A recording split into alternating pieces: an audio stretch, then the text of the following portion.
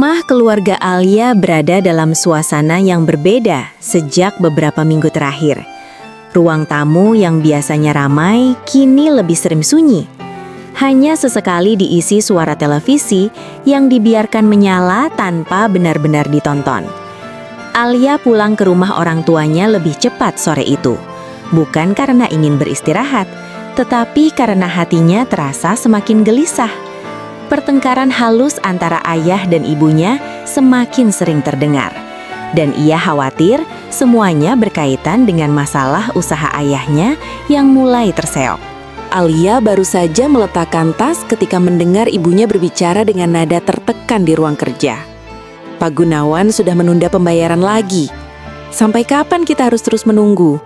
Suara ibunya terdengar pelan, tetapi syarat kecemasan. Toko ini hampir tidak punya arus kas. Kalau ia tidak membayar dalam 2 minggu ini, modal kita terancam macet. Aku sedang mencari pinjaman untuk menutup sementara, tapi suara ayahnya terhenti, seperti sedang menahan sesuatu yang lebih berat dari sekedar kelelahan. Alia berdiri mematung di depan pintu, tidak berani mengetuk. Ia tahu ayahnya tidak ingin terlihat rapuh di depan anak-anaknya. Sementara ibunya berusaha menutupi kecemasan dengan senyum tipis setiap kali Alia menanyakan keadaan. Masalah ini ia tahu, bukan hanya persoalan usaha keluarga. Ayahnya tengah berada dalam titik yang rentan, dan kehadiran Arga dengan segala sejarah kelam masa lalu hanya menambah beban pikiran. Malam itu, Arga duduk sendirian di dalam mobilnya setelah mengantar Alia pulang ke rumah orang tuanya. Lampu halaman rumah keluarga Alia terlihat suram, seolah mencerminkan suasana yang tidak menentu di dalamnya. Tatapan Arga tertuju pada pintu rumah yang sudah tertutup.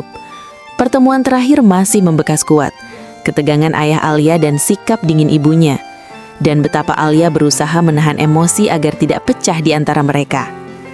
Arga menyalakan mesin mobil, tetapi tidak segera pergi. Ada sesuatu yang mengikat langkahnya. Rasa bersalah yang terus menghantui. Apa aku sudah terlalu memaksakan diri masuk ke kehidupan mereka lagi? Gumamnya lirih. Ia sadar bahwa luka yang ditinggalkan dulu masih melekat, bukan hanya pada Alia, tetapi juga keluarganya. Ia pergi tanpa kejelasan, menghilang begitu saja ketika semuanya berada di ambang keretakan. Orang tua Alia tentu merasa dibohongi, merasa putrinya disakiti tanpa permintaan maaf yang layak. Walau kini ia kembali dengan niat baik, penerimaan tidak semudah itu. Namun ada sesuatu yang jauh lebih membuatnya gelisah. Alia tidak terlihat baik hari ini. Ia berusaha tersenyum, tetapi matanya berkali-kali menerawang kosong, seakan menyimpan kecemasan yang tidak sanggup ia bagikan. Arga meraih teleponnya hendak mengirim pesan, tetapi membatalkannya. Ia tahu Alia butuh ruang, terlebih dengan kondisi keluarga yang sedang goyah. Aku harus lebih berhati-hati, bisiknya. Bukan hanya tentang aku dan dia, tapi tentang keluarganya juga.